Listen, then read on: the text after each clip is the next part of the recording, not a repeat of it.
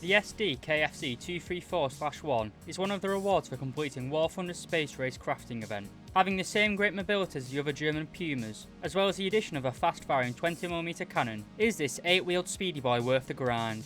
Alright lads, today I'm going to be talking about the performance, weapons and playstyle of the 20mm Pew Pew Puma. Starting as always with the basics, this wheelie boy is a rank 1 battle rating 1.7 light tank, located in the German tech tree. To unlock this tank, you have to take place in Gaijin's spring event, which is named the Space Race. Whereas the Object 279 and AU-1 require 3 rocket launches, the 20mm Puma requires only 1. For more information on this event, I strongly recommend you watch Gaijin's official launch trailer. Unlike the Object 279, this light tank is a premium reward vehicle, but being only rank 1, it has both limited reward modifiers, as well as a limited effectiveness in grinding out the German tech tree above rank 2. Going on to the rewards, the Puma has a base RP modifier of 1, which is incredibly low, but is kind of average for battle rating 1.7. With this, you can expect an RP modifier of 200% with a free-to-play account, and 300% with a premium account. But it's the silver line modifier which is the biggest letdown of this tank. Having a base modifier of 0.1, you'll have a silver line modifier of 20% with a free-to-play account, and 30% with a premium account. These modifiers are both incredibly low, which makes this tank very poor for grinding both silver lines and RP.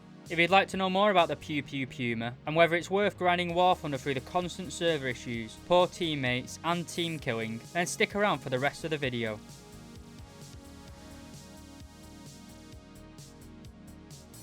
The Puma is powered by a 210 horsepower engine, combined with the vehicle's weight of 11.5 tons. This gives the Puma a power to weight ratio of 18.3 horsepower per ton. This is very good for such a low tier vehicle. The Pew Pew Puma feels very responsive in terms of acceleration, and this great engine power allows the Puma to reach a top speed of 90 km/h, both in forward and reverse. Like most other wheeled vehicles, the Puma is unable to neutral steer, and combined with the fact that this tank is an 8-wheeled vehicle, its turning circle is rather large compared to tracked vehicles. This makes slow speed manoeuvrability quite poor. However, this is more of a criticism of wheeled vehicles in general, and not really a critique of the Puma. Wheeled vehicles also struggle in soft terrain such as mud, sand and snow. On maps where this terrain is heavily present, the performance of this vehicle will be dramatically worse. For example, on dirt, your top speed drops from 90 km/h down to around 47 km/h. Overall, this Puma has the best mobility of any battle rating 1.7 tank. It is quite overpowered in my opinion. You can flank the entire map before most low tier tanks manage to get far from their spawn. While your 8 wheels do make tight manoeuvring a little bit tricky, it is easily able to run rings around opponents once you get used to it. This speedy boy's mobility is still easily competitive in a full up tier to battle rating 2.7.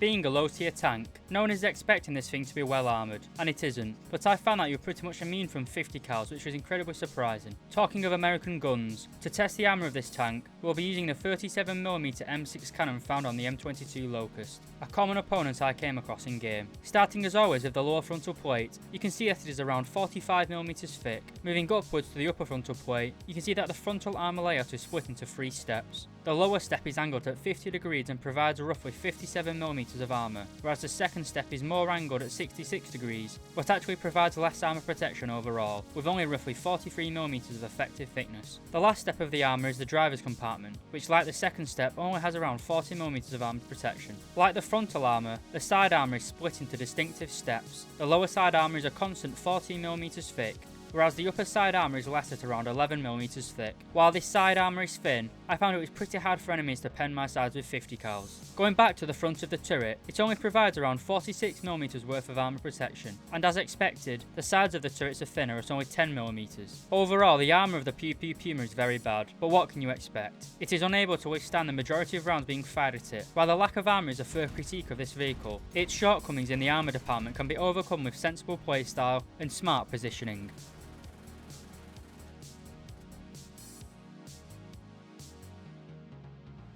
The Pew Pew Puma is armed with the 20mm KWK-38 gun. This is an autocannon with a very high rate of fire of 480 rounds per minute. This is however somewhat limited by the fact that this gun is fed by a 10 round box magazine. Once you have expended a 10 round magazine, you'll have a reload of 7.8 seconds with a stock crew and 6 seconds with an ace crew. For battle rating 1.7, this 6-second reload is pretty long. For example, the American M22 Locust can fire every 3.7 seconds, so be careful not to waste your rounds, as pretty much every opponent will reload faster than you. The gun itself has 70 degrees of gun elevation, which is somewhat useful for engaging slow moving planes. However, this Puma is let down by its pretty poor gun depression of only -4 degrees. Another downside is your pretty slow turret traverse of 10 degrees per second with a stock crew, and even when fully aced, it is still a measly 15 degrees per second. The Puma stock belt consists of an even split between APIT and HEFIT. This is a pretty decent multi-purpose belt. The next two belts is either full APIT or full HEFIT, which can be useful if you want a dedicated high explosive belt for dealing with planes. The last belt, and the belt I use pretty much exclusively, is the high velocity armor piercing tracer belts. These rounds have a muzzle velocity of 1050 meters per second and are able to penetrate 64 millimeters of flat armor at 10 meters. As I said, these HVAT rounds are able to penetrate nearly all opponents frontally, with a few exceptions such as the French B1 BIS. As well as your 20mm cannon, you also get a single rifle caliber machine gun mounted coaxially, which is only really useful against open-topped low-tier SPAA. Overall, the cannon on the Pew Pew Puma is probably the most overpowered thing about this tank. It can penetrate the front of pretty much everything you see, and even against heavily armoured opponents, you can use your great mobility to flank them. From my time playing this tank, I genuinely felt bad for enemy players, who basically just got evaporated by my autocannon.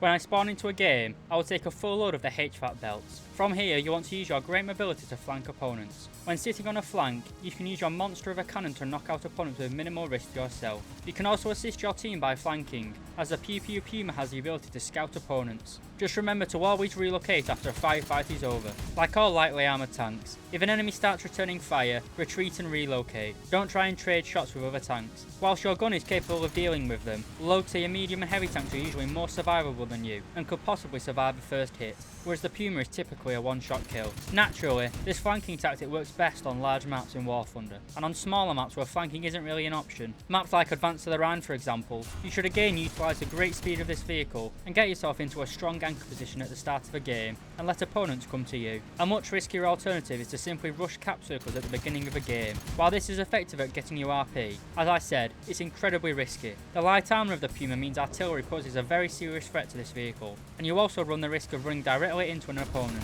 which I feel is an ineffective way to use this vehicle. I would only really risk a direct firefight with an enemy as a last-ditch effort to survive. In terms of lineups, the Puma can bring along the Panzer 38TA and the Panzer 2F as light tanks, the Panzer 3E and F as well as the Panzer 4C as medium tanks, the Panzer Jaeger as a tank destroyer, and the Flak Panzer 1 as your self-propelled anti-aircraft gun. In terms of close air support, you get access to the fantastic Ju-87R2 with its 1000kg bomb. Overall, this is a fairly strong lineup and should be incredibly effective on the battlefield. To conclude, the SD KFZ234/1 is a bit of a mixed bag. In its current state, it is completely overpowered, probably the most overpowered tank in the game at the minute. Its gun can pretty much penetrate everything. You can just point vaguely near an enemy and hold down the trigger and get an easy kill. But on the other hand, the reward modifiers for this tank are absolutely garbage, meaning that getting 10 kills with the Pew Pew Puma will earn you the same amount of Silver Lions as 1 kill with the Panzer II with the 50mm Pak 38. I think that this light tank is a good reward for the Space Race event, but if you are looking forward to this tank to use it as an actual premium for grinding RP and Silver Lions, then you are wasting your time. But if you're looking for a light tank that is fun and powerful, then look no more. In its current form, I don't see any way that Gaijin could keep it at battle rating 1.7. It completely dominates the battlefield if used effectively, but even if this tank was battle rating 2.7 like the other Pumas, I feel like it would still be competitive and a fun tank to take out. As always lads, I hope you found this video useful, and thank you very much for watching.